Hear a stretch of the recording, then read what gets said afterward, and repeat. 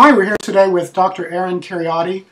Aaron has at least one degree in philosophy, but he's a physician and his specialty is psychiatry.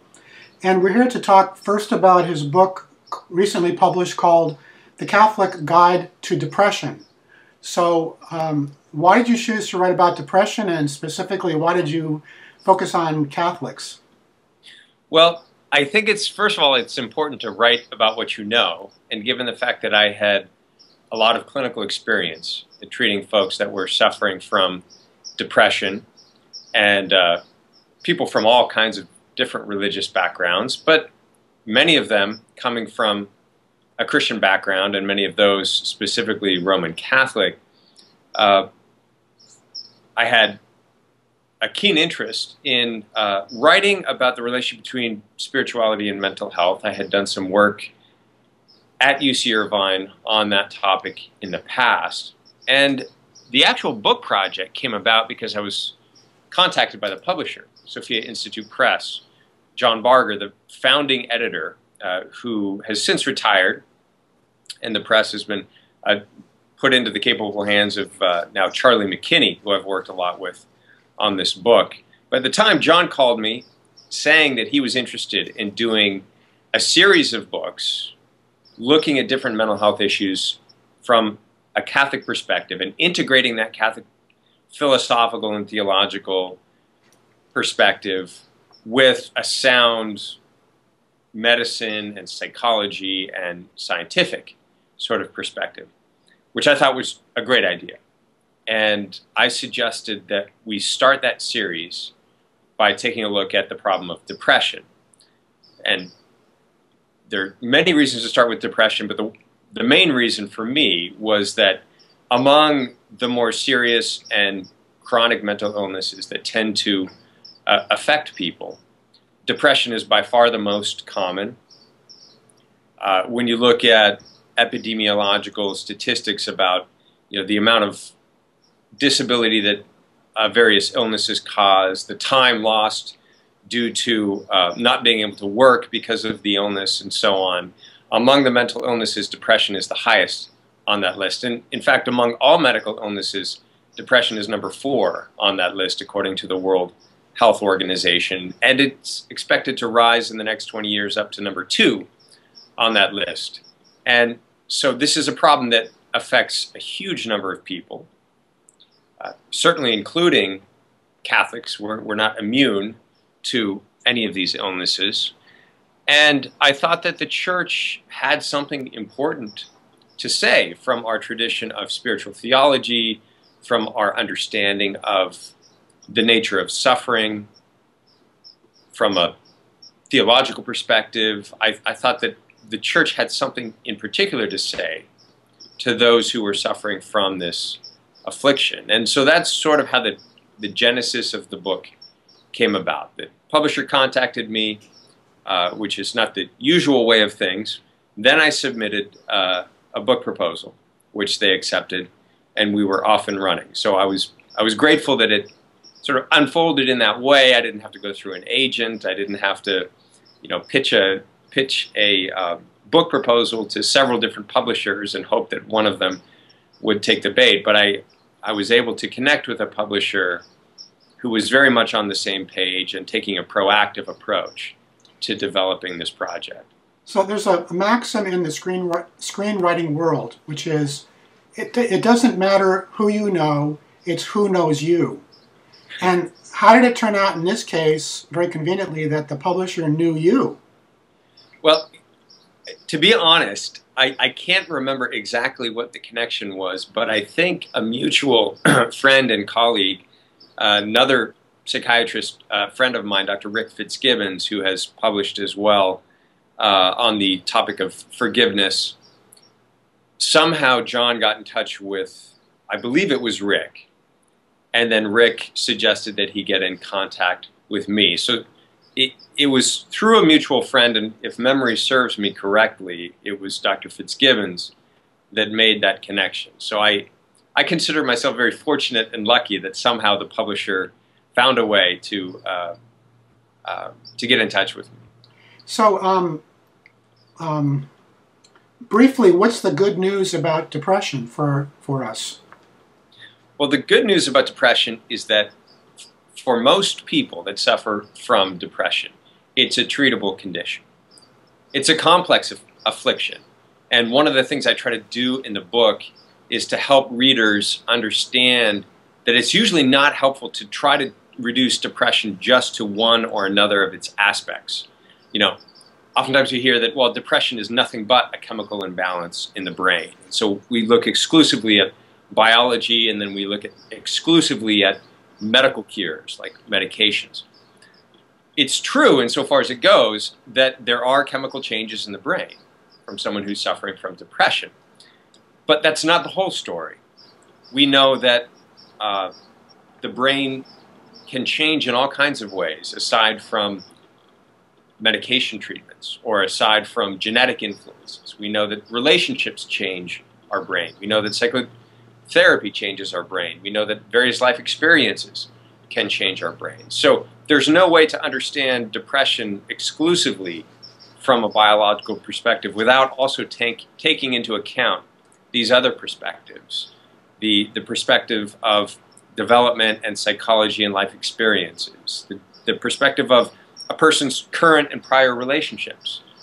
And I would argue, and others have argued and researched and written a lot about the social influences and the cultural influences and even spiritual and religious influences. There's a growing body of medical literature taking a look at those things as well and showing how all of those things can play a role in depression. So we want to understand it from all these different complementary perspectives, and then we want to try to take a both and rather than an either or approach to treating it. So if you've tried something and it hasn't worked, I went and saw a counselor for a few visits and didn't seem to help, or I tried a medication once and it didn't seem to help, that doesn't mean there's no hope for you. That doesn't mean there aren't other approaches that can be effective or that can be combined with perhaps the approaches that you've already tried. And so the message, I think, to readers is, first of all, to help them understand the nature of this illness. And the second of all, to give them hope and some ideas about where to turn for assistance, because recovery is possible. When you're in the thick of a depressive episode, it can feel like this is never going to end, this suffering is intolerable, and there's very little that can be done about it. I think the message of the book is there is something that can be done about it, and God's grace in the meantime can sustain you and help you to get through this crisis. Now, do you find that people that are depressed, let's say a Catholic who's depressed who knows they have a specific condition and that there are treatments for it and that person's getting some of those treatments, but also knows that suffering can be united to the cross, does that help them, or is it just, is depression so overwhelming that they can't even really take cognizance of that?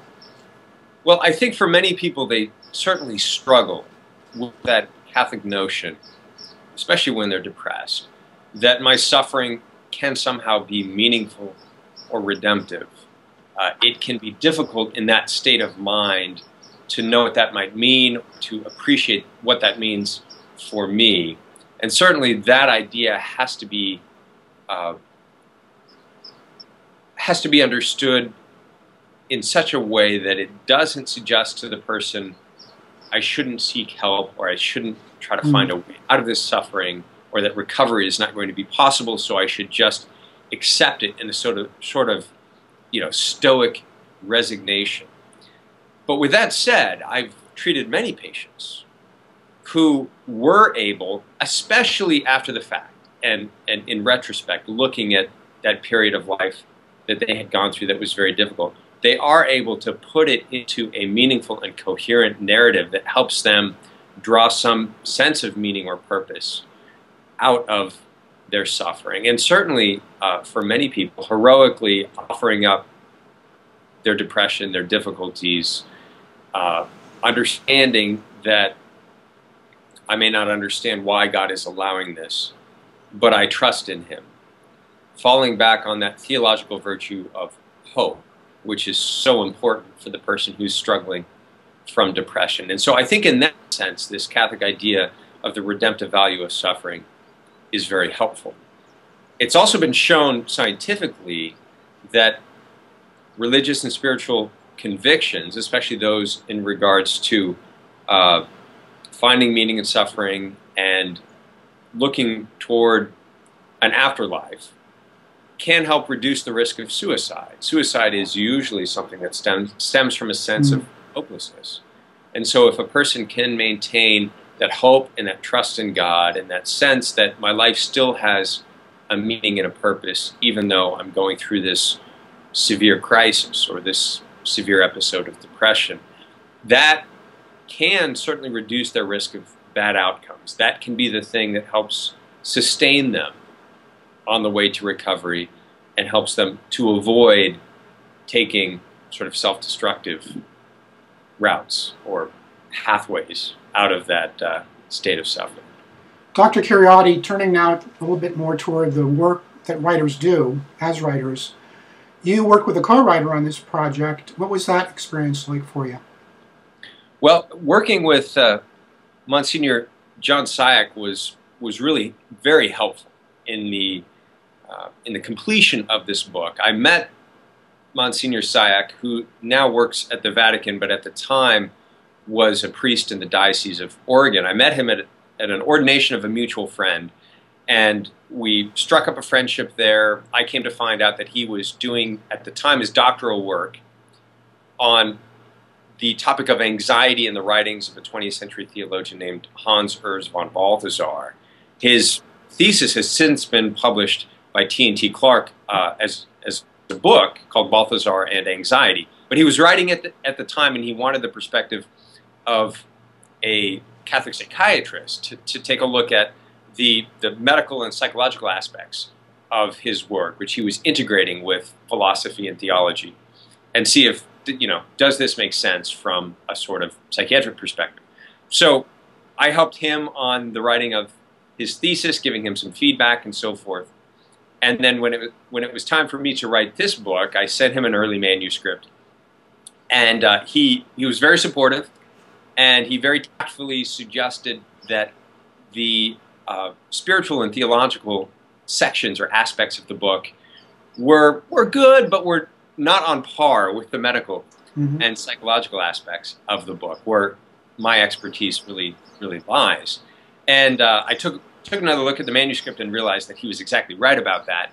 So I bounced it right back to him, and I said, well, Father John, I think you're just the person to help me to bring the spiritual theology and the other theological, biblical aspects of the book up to snuff, so to speak. And he very graciously agreed to do that. So he made some very, very important contributions to several of the chapters of the book. And he didn't ask for this, but when it came time to be published, I really insisted that his name also be included on the cover because of the important contributions that he made to the book. So I'm very grateful for the help that he gave to the book. I don't think it would be nearly as good as it is when it comes to the Catholic aspects without the help that he gave.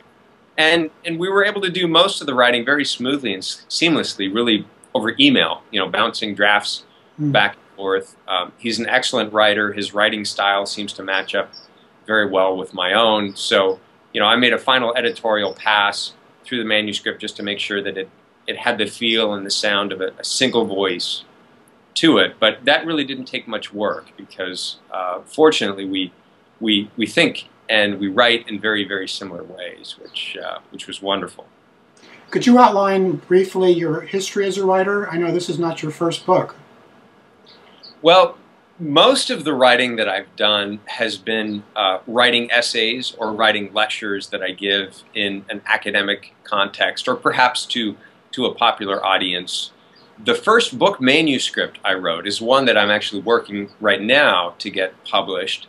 I have an agent. We haven't pitched the book yet, but that was a nonfiction narrative manuscript about my experiences in medical school. And that was a book that I wrote in a sort of manic frenzy, not a literal manic frenzy, but it was written very quickly, at least the first draft of it, in the month after I graduated from medical school and before I started my residency. I had all these experiences and stories from medical school about patients that I had treated and things that I had gone through that were just sort of pent up there. And then I had some unusual sort of block of free time on my hands.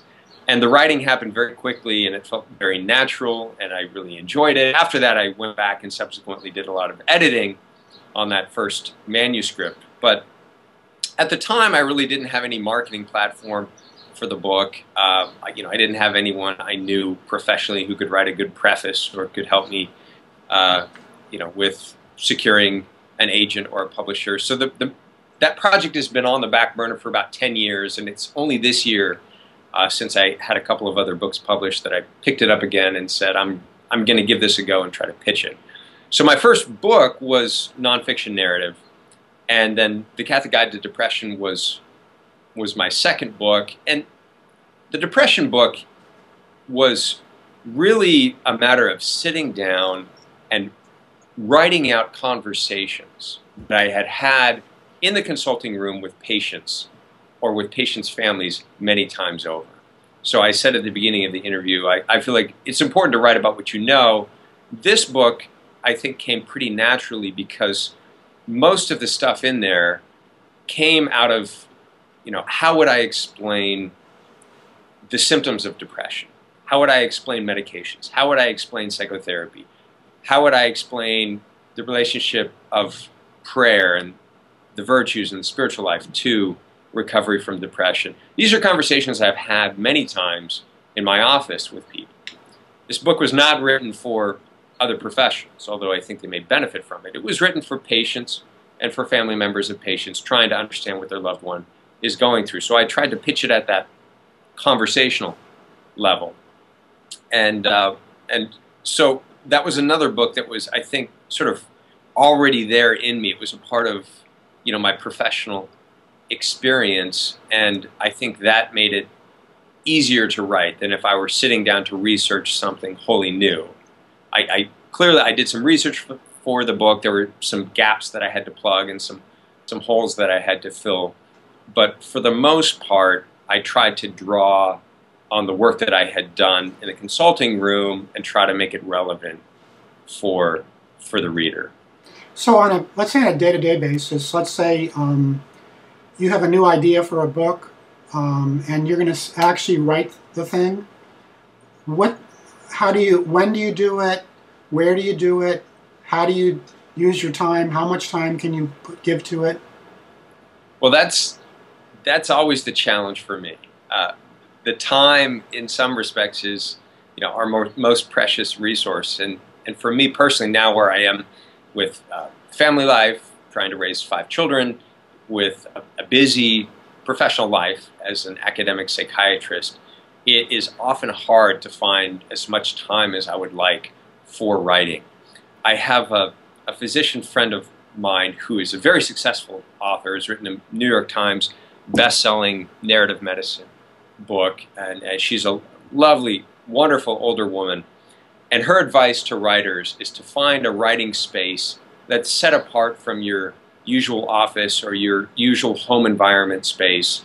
And once you enter into that space, you get into the writing mode and try to carve out large chunks of time to get into that space and to do some good writing. To me, that sounds wonderful, and I would love to have that, but I've never been able to find that. So the depression book, the manuscript that I have on medical school, both of those were written on a notebook computer sitting on my lap while I'm sitting in my room, very often while I'm sitting on a plane. I do a fair amount of traveling professionally, and most of my writing recently has been done in airports and on airplanes, or after I put the kids to bed at night, sitting down on the family room couch with my computer and taking a half an hour or 40 minutes to get a little bit of writing done. So I like to joke that I wrote The Catholic Guide to Depression in 10-minute increments. I don't prefer writing that way, but under the circumstances, that's oftentimes the only way in which I can get the writing done. I find that deadlines certainly help. So once I had signed the book contract and I had a delivery deadline for Depression, that was helpful in terms of sitting down with my calendar and trying to find an hour here or 2 hours there in the schedule, or telling my wife, look, I've got to get this draft done, so I'm going to need 2 hours on a Saturday morning. Okay, no problem. We'll work that out. Deadlines, I think, can tend to focus the mind.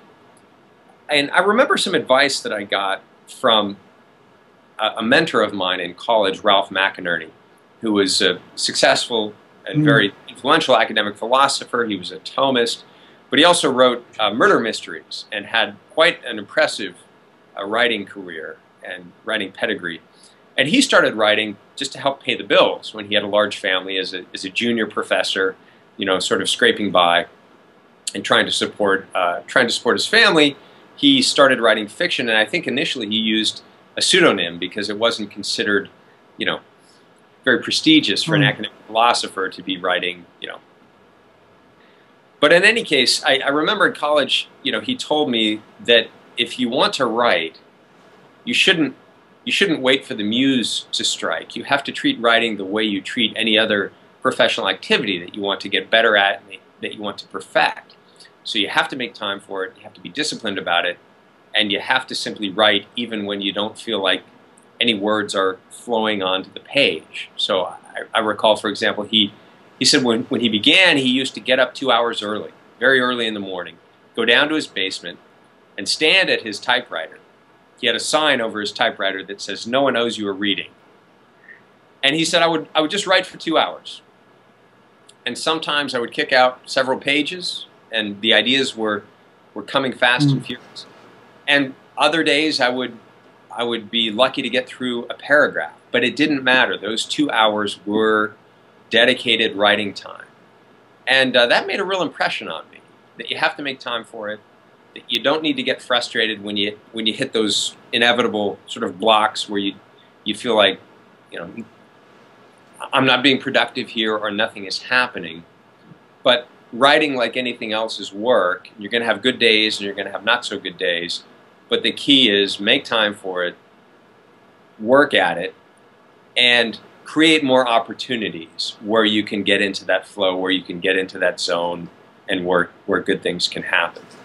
It sounds like for you, Aaron, that the virtue of industriousness might be a key one in your writing, in that it sounds like you don't have a perfectly normal schedule where you could just block something in, but you've got to grab little bits of time or big bits of time when you can, and then you can't make excuses for yourself like, I'm not really in the mood right now, but I'll be in the mood tomorrow. Right. You just got to do it. I think that's for me, that's exactly right, Kevin. And if I had a different career, if I was a journalist and my job was to write, although journalists deal with very hard deadlines as well, but if I had something that allowed me more free time to write, I think I might actually in the end be less productive.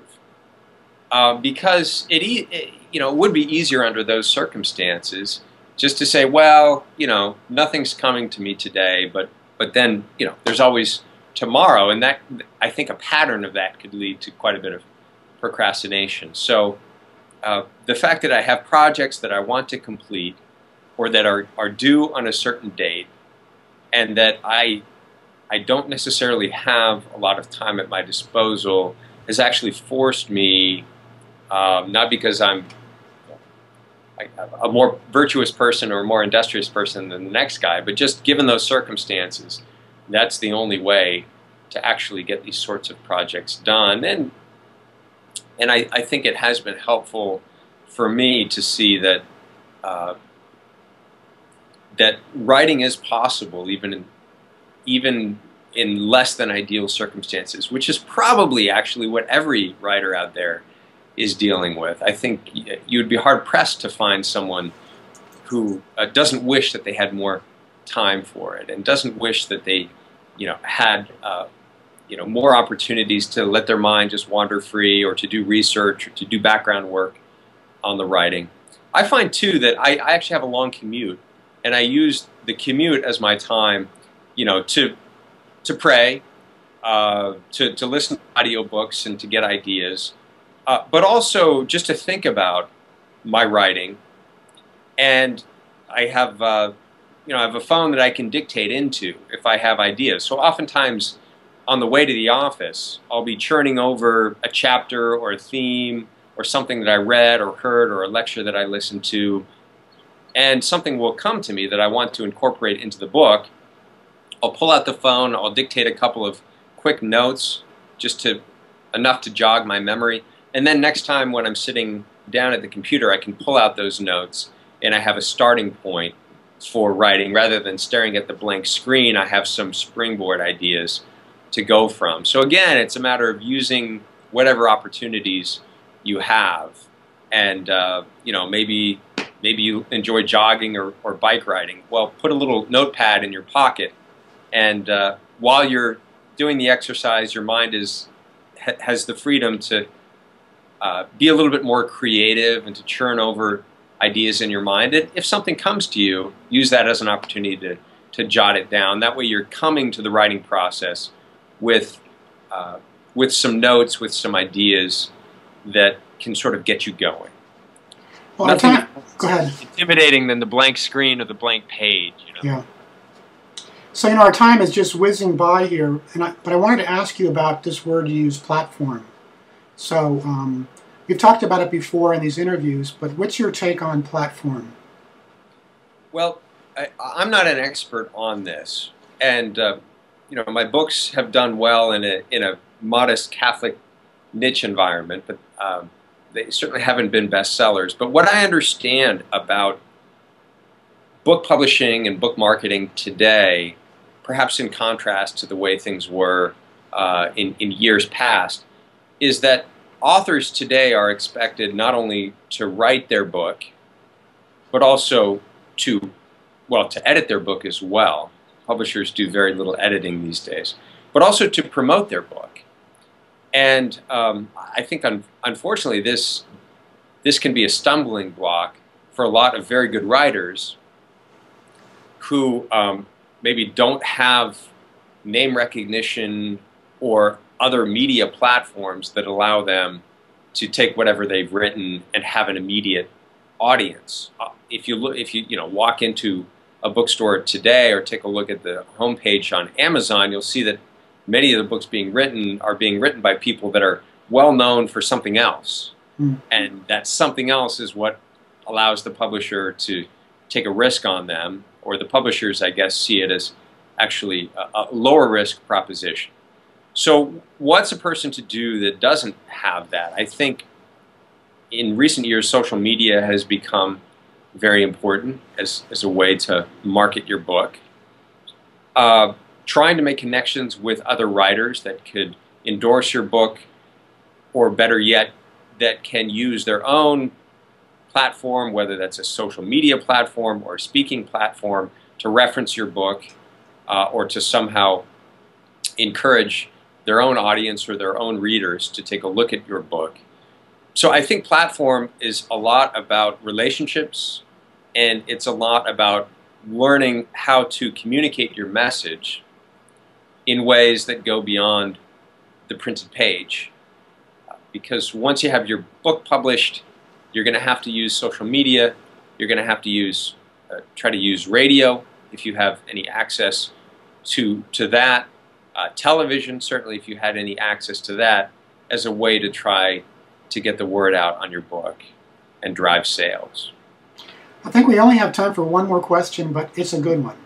And that would be, how do you see your Catholic faith as having an effect on your work as a writer? Does it tie in at all to your vocation? Well, that's a question that I think deserves a long answer. So I'll try to give a shorter one to it. I certainly see my Catholic faith influencing all the writing I do, and certainly all the writing I do is not religious. The medical school book, for example, doesn't really have explicitly religious or spiritual themes in it. But my Catholic faith certainly shapes the way in which I see the world.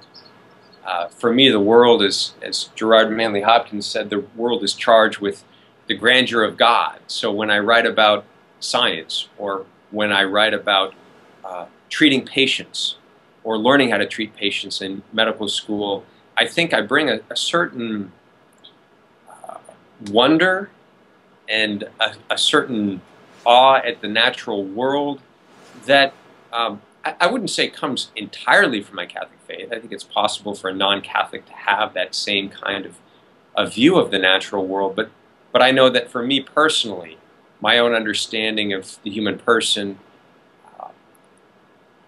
life within the world, the natural world itself, all of this has been influenced by a Catholic understanding of creation and redemption. I think it certainly, and above all, affects the way in which I see other human beings. That our lives, no matter how broken or messy, are not ultimately meaningless, are not ultimately without purpose. And I think that basic premise, or that basic foundational starting point, hopefully informs everything that I write, regardless of whether I'm even aware of it or explicitly writing about those themes. I think it can't help but shape the way in which I view the subject of whatever I'm writing about. So I hear again that word hope, and I guess its natural component, optimism, seeing the world as in an optimistic way and ultimately as a place of hope. So unfortunately, that's a half an hour, Aaron, Dr. Kheriaty, so we're going to have to say goodbye, but it's been really great talking to you. And I'll post information about your book so people can go find it and read it. Very good. Well, I enjoyed the conversation, Kevin, and I hope your listeners are encouraged to get out there and keep writing. I think perseverance is really, really important for writers, and it's easy to get discouraged, but... Thank you.